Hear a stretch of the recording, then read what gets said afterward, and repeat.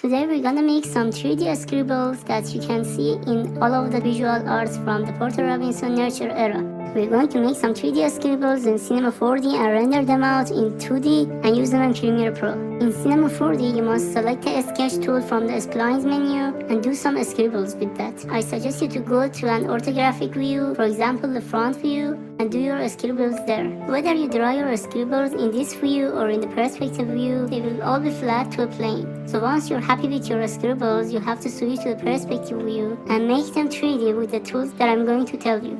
The main tool that I use for making my 2D scribbles into 3D ones is the twist modifier in Cinema 4D. So you're going to drag one or two twist modifiers and change the parameters to your wish.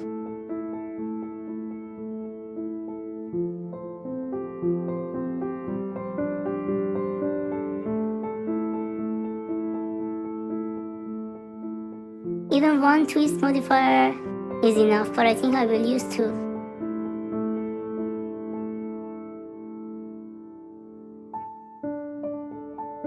I even add the bulge modifier, but it's not even necessary.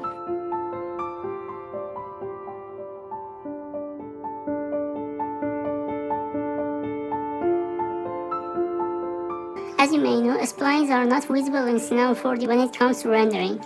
So in order to make an actual mesh from our spline, you have to use a tool like Sweep to give our spline an actual mesh, which could be seen in rendering.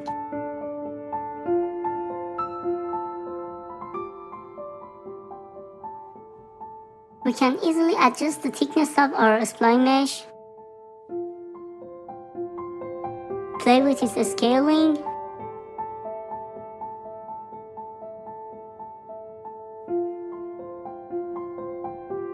and again, change its new thickness accordingly. Now that we have our desired 3D scribble, we're going to make it rotate around an axis. So we're going to keyframe its rotation and animate it. We're gonna make the keyframe interpolation to linear to make it loop more easily. And we're also going to repeat this animation over and over to make its rotation a loop.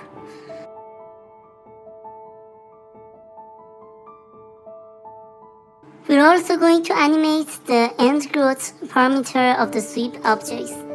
So the spline keeps appearing little by little. I'm gonna just adjust the animation timings and the length between different keyframes. So I'm gonna fast forward a little bit. Okay, now that I have adjusted the animation, let's see how the animation came about.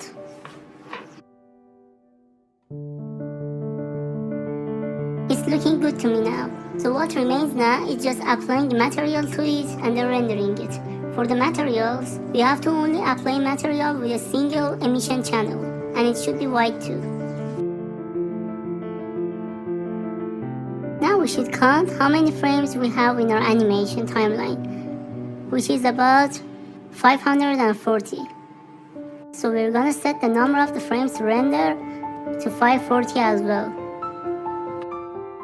And since we need our render to have a transparent background, we choose the PNG sequence with the alpha mode on.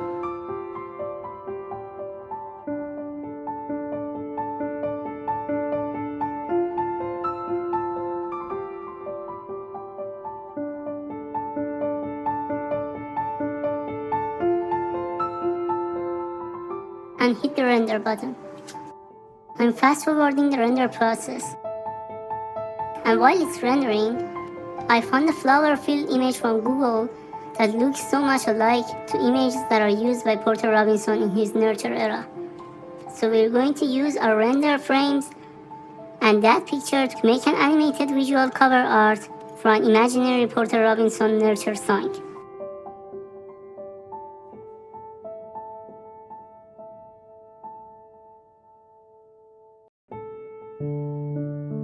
I'm making a new composition and putting my rendered frames on top of my image.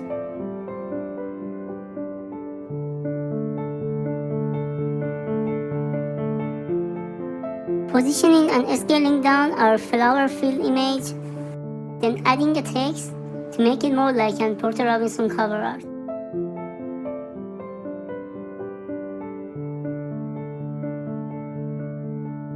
And I'm gonna write a quote from this album that has really hit me recently. And I think it refers to the nature. And it says everything we need is already here. And it's such a beautiful and soothing thing to know.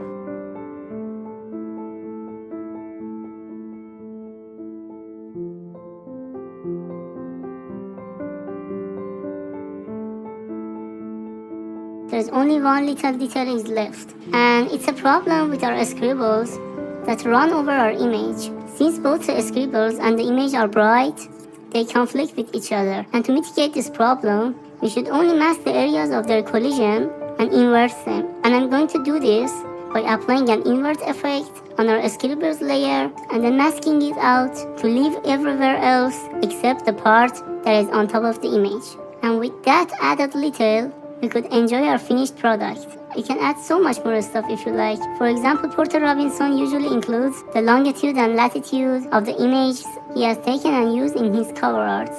I've also covered the Porter Robinson unique pitched up voice in my channel, which I'm linking at the end of the video.